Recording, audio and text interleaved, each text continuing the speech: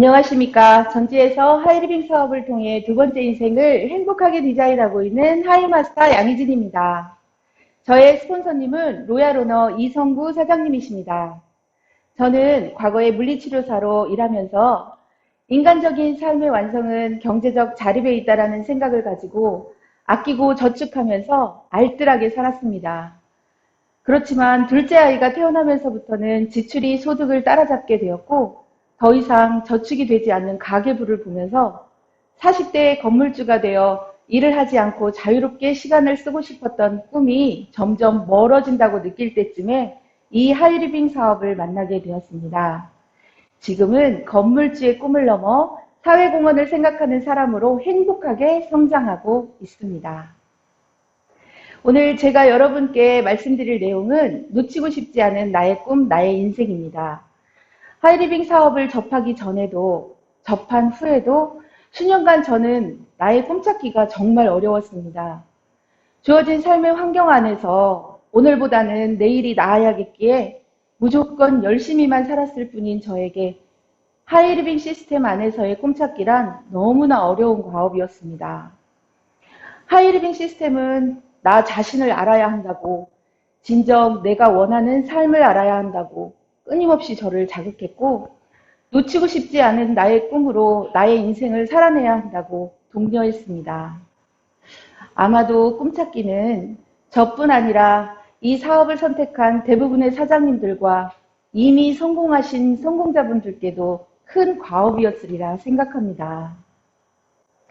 여러분은 자신이라는 존재를 언제 처음 인식해 보셨습니까? 저는 초등학교 1학년 입학식이었습니다. 저희 집안은 굉장히 오래된 카톨릭 구교 집안이었기 때문에 대부분 어린 자녀들은 이름 대신 세례명으로 불리어졌습니다. 보나, 비오, 젬마, 안드레아, 스테파노 이렇게요. 초등 입학식에서 처음으로 제 이름이 호명되었을 때 저는 대답하지 않았습니다. 양희진이 제 이름이라고 생각하지 않았거든요. 그러다 그날부터 저는 양희진이었고 양희진이 저였습니다. 이건 다른 사람들에게는 없는 특별한 경험이라고 생각합니다. 하지만 참 혼란스러웠습니다. 두 번째, 나에 대한 인식은 경제활동을 시작하면서부터였습니다. 부모님으로부터 경제적 독립을 이루며 자신에 대한 책임감이 커진 것이죠. 그러나 이 모든 나에 대한 인식도 저의 꿈을 찾는데 결정적인 도움이 되지는 못했습니다.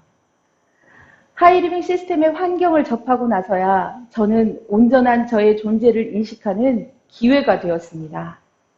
그러고 나서야 겨우 꿈찾기의 발걸음을 내디딜 수 있었습니다.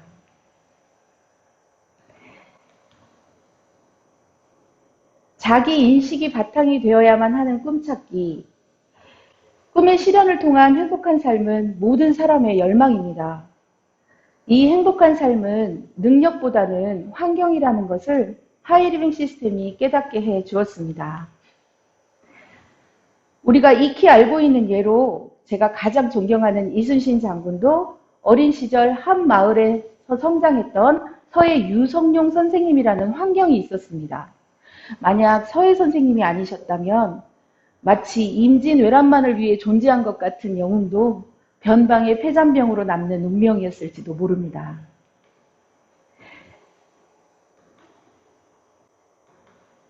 세계적인 투자가인 워렌 버핏도 주식 중개인이셨던 아버지라는 환경이 있었고 스티브 잡스에게는 실리콘밸리에서 살았다는 환경이 삶의 결정적인 요소가 되어 주었습니다.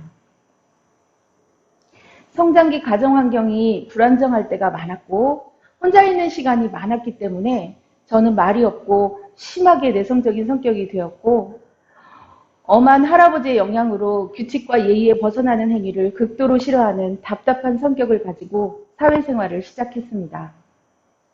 얼마나 나를 힘들게 하고 주변을 힘들게 했을지 상상이 되실까요? 그럼에도 불구하고 하이리빙 비즈니스의 비전을 그 기회를 알아볼 수 있었던 가장 큰 두 가지 이유는 일찍 책을 접할 수 있었던 환경과 꿈을 향해 모든 것을 걸고 살아가신 할아버지가 계셨기 때문인 것 같습니다. 당신의 꿈을 위해 삶의 전부를 걸었던 할아버지 덕분에 저는 잠재의식에 먹고 사는 문제를 넘어서는 꿈의 씨앗이 심어지게 되었습니다. 처음 하이리빙 사업을 접했을 때 많은 사람들의 모습에서 그 꿈의 씨앗들이 움직이는 것을 보았고 저와 같았기 때문에 결단했고 지금껏 달리고 있습니다. 그러면서 많은 분들의 꿈이 움직일 수 있도록 돕고 싶은 꿈이 생겼습니다. 그것은 바로 가까운 곳에 어린아이들에게는 꿈의 씨앗을 심도록 성인에게는 꿈의 씨앗이 움직일 수 있도록 돕는 환경을 조성하는 일, 그 허브가 되는 문화공간을 만드는 것입니다. 하이리빙의 변화를 위한 놀라운 시스템은 저에게 중요한 것이 무엇인지 알게 해주었고 그 중요한 것을 이룰 수 있는 체계적인 방법 또한 깨닫게 해주었습니다. 저에게 가장 중요한 것은 나부터 행복하고 타인을 행복하게 하는 것이고 서로 함께 행복해야 한다는 것입니다. 바로 상생입니다. 내가 행복해야 하지만 결코 나만 행복해서는 저 또한 행복하지 않다는 것이고 타인은 행복한데 나는 행복하지 않다면 그것 또한 제가 원하는 삶은 아니더라고요.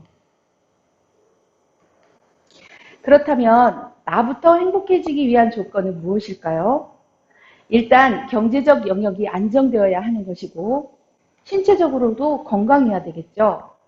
요즘 들어 더욱 심각해지는 정신적인 건강 중요합니다. 유한한 존재인 인간이기에 유한한 삶을 위한 영적 건강, 그리고 내 가정의 안녕부터 시작하는 사회적 건강이 서로 균형이 맞아야 한다는 것입니다. 중요한 것은 균형입니다. 누구나 다 이순신 장군일 수는 없고 웨런 버핏일 수도 없으며 스티브 잡스일 수도 없습니다. 우리는 모두 부족하고 모두 충만할 수 없기에 이 5가지 영역에서 균형을 이루는 환경을 끊임없이 잡아 나가야만 바로 지금 여기에서 행복할 수 있습니다. 놓치고 싶지 않은 나의 꿈의 가장 큰 목표는 바로 균형 잡힌 삶의 허브 공간, 제레미 리프킨이 한계 비용 제로의 사회에서 말하는 협력적 공유 사회의 기반이 되는 꿈별이 문화 공간입니다. 별이라는 말은 2가지의 뜻이 있습니다. 낮과 같은 농기구의 나를 날카롭게 한다는 뜻이 있고 명사로는 그물의 머리 부분을 모으는 단 하나의 줄을 별이라고 합니다. 이름이 뜻하듯이 꿈을 갈고 닦고 여러 가지 꿈을 모아서 이루어낼 수 있는 환경을 제공하는 허브 공간을 뜻합니다. 이곳에는 신체적 건강 영역의 균형을 맞추기 위한 전통요리 연구실과 셀프 헬스케어를 위한 지식 공유 공간이 있고 정신적 영적 균형을 위한 인문고전 도서관과 무명 예술인들을 위한 전시실이 있습니다. 사회적 영역의 균형을 맞추기 위한 가족 독서 모임 공간과 집단 상담을 위한 공간이 있고요. 경제적 영역의 균형을 맞추기 위해 공유 비즈니스 하이리빙 멤버스를 위한 공간이 마련될 것입니다. 이것들을 실현하기 위해 지난 5, 6년간 꾸준히 정보와 경력을 쌓아나가고 있고요. 앞으로 10년 후 60대가 되면 저는 꿈별이 문화공간을 제가 사랑하는 지역에 설립해서 많은 꿈의 씨앗들이 행복하게 성장하는 환경이 되어줄 것입니다. 그리고 70대가 되면 저는 시베리아 횡단 열차를 타고 까레이스키들이 강제 이주되었던 마을들을 찾아가서 한 달씩 삶을 체험하고 모험을 하며 무에서 유를 창출했던 지나간 역사들을 온몸으로 공부하고 꿈의 씨앗을 품는 사람들에게 용기를 주는 삶을 살아가려고 합니다. 그러려면 건강해야 되겠죠. 하이리빙과 함께하는 균형 잡힌 삶이 저의 건강을 책임져 줄 것입니다. 이 여행의 종착점은 노르웨이의 로포텐 섬입니다. 그곳에서 저는 가장 멋진 오로라를 사랑하는 사람들과 함께 볼 것입니다. 한 달은 기다려야 한다더라고요. 여행을 마치는 80대의 저는 삶의 경험을 남기는 회고록을 써볼까 합니다. 살아서는 출판하지 않고 유고로 남기려고 하는데요. 거기에는 이유가 있습니다.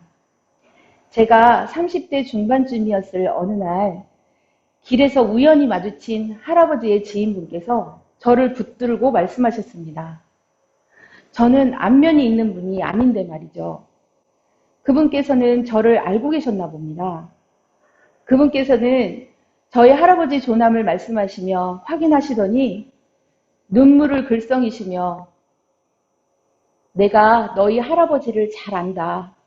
참 훌륭하고 좋은 분이셨다. 이렇게 말씀하시는 겁니다.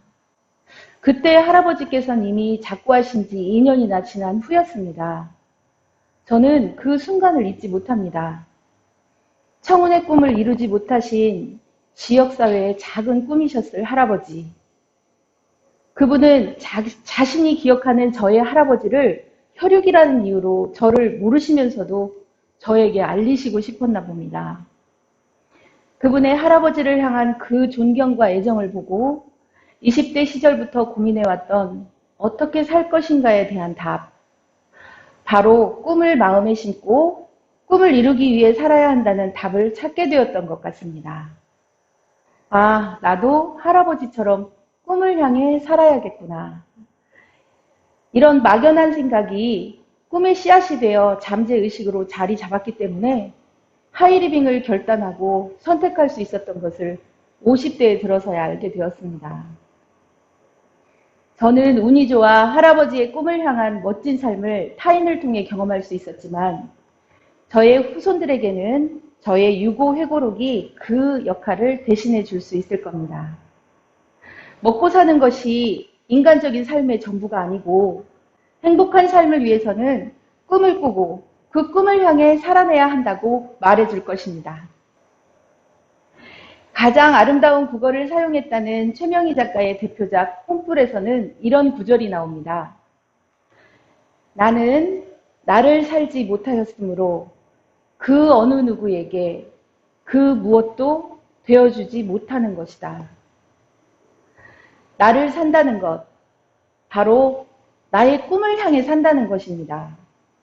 놓치고 싶지 않은 나의 꿈, 나의 인생은 사람들의 꿈의 씨앗을 품도록 그 꿈이 씨앗이 키우도록 균형 잡힌 삶의 환경이 되어주는 꿈별이 문화공간을 설립하고 유고 회고록을 통해 나의 삶을 증여해서 꿈의 씨앗을 품는 누군가의 용기가 되어주는 것입니다. 경청해 주셔서 감사합니다.